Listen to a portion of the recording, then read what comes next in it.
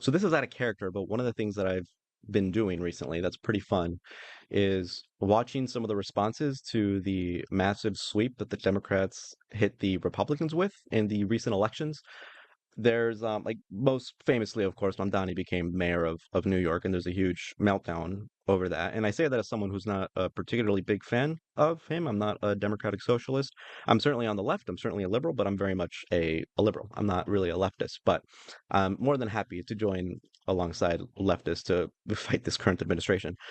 But one of my favorite things to do is just watch the absolute meltdown of people, of Fox News pundits, of commentators just completely losing their head. I want to give a listen to what Megyn Kelly has to say about the situation. Megyn Kelly, of course, one of the big heavy hitters within the conservative MAGA world. She dressed up as a trash bag for Halloween, I believe, 2 years ago, to spite the Democrats. I forgot what the context of that was, but if you're curious what Megyn Kelly would look like as trash, here it is. And so we're gonna watch her video, just like the first quick 10 minutes of this. It's an hour and four. I'm not gonna watch an hour and 40 minutes of Megyn Kelly, but we're gonna watch the first 10 minutes because that's where most of the juicy stuff is. So we're gonna watch it together. We're gonna have a watch along, and let's give it a listen. Last night was a total and complete disaster. I realized these were blue states. I don't care. The margins are so large, and Republicans lost across the board, everywhere, in every race. There's really no good news. Literally, the only good news is how radical the Democrats are and how Mamdani will now be the poster child for every Republican to use against his opponent.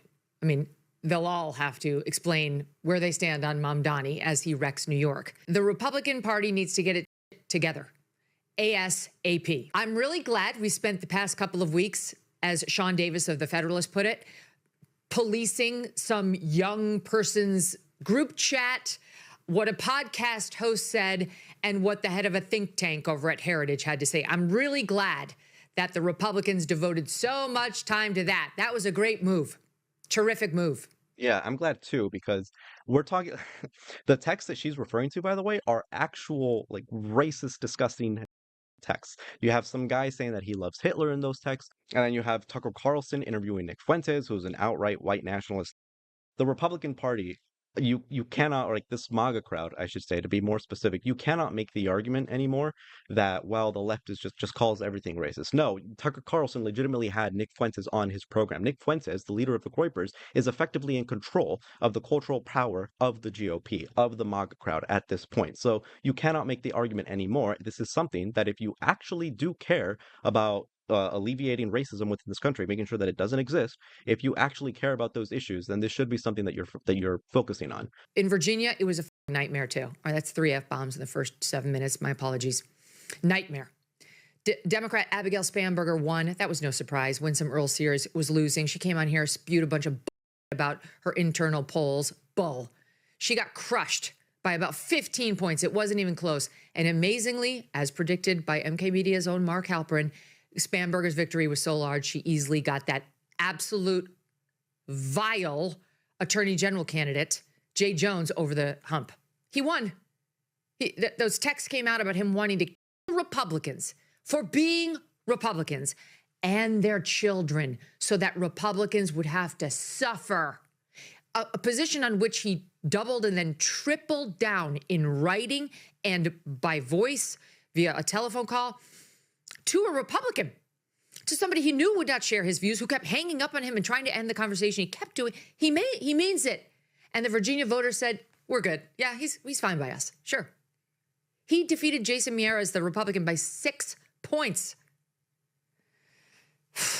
There's two things that I want you guys to notice right there. There's two things that she did that she either knows she is lying about, or she knows she's being mischievous about, or she is legitimately that dumb or that angry to the point where she can't recognize that she's saying that she's contradicting herself.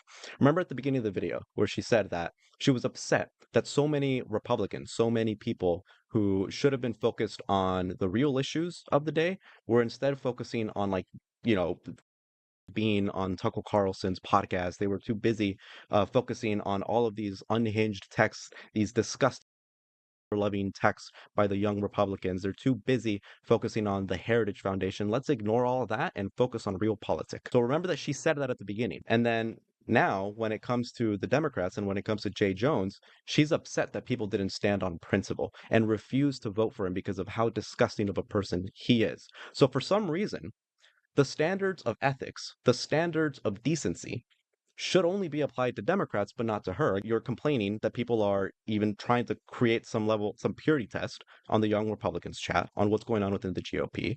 But then when it's Jay Jones, someone who, by the way, didn't text the things that she's saying he texted, it was a disgusting text, and I, I disavow and I think it's gross what he did, what he said. This was 3 years ago. He apologized for it. She wants there to be standards, standards of ethics when it comes to the other side, but no standards of ethics when it comes to their own side. And unfortunately, this type of rhetoric works. If you only watch Fox News, if you only watch Ben Shapiro, Tucker Carlson, like this rhetoric works for you. But luckily, it's not working for the people in the middle. It's not working for people who are still on the fence for whatever reason they're still on the fence. And we see this in polling.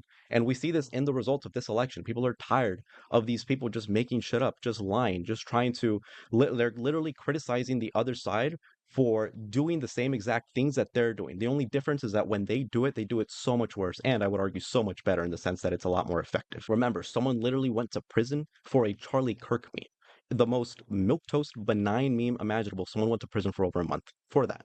Had to stay there. Couldn't get bailed out because the bond was set at $2 million. $2 million. Pocket change for Megyn Kelly, I'm sure.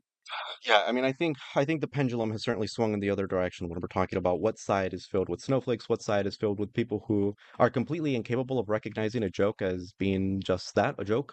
So, I guess pendulum political theory is true, and it's in full force out right now. The only change that I would add to that analysis is that when the right engages in cancel culture, when the right engages in this censorial attitude that they were constantly criticizing the left for engaging in, when the right does it, it's so much worse.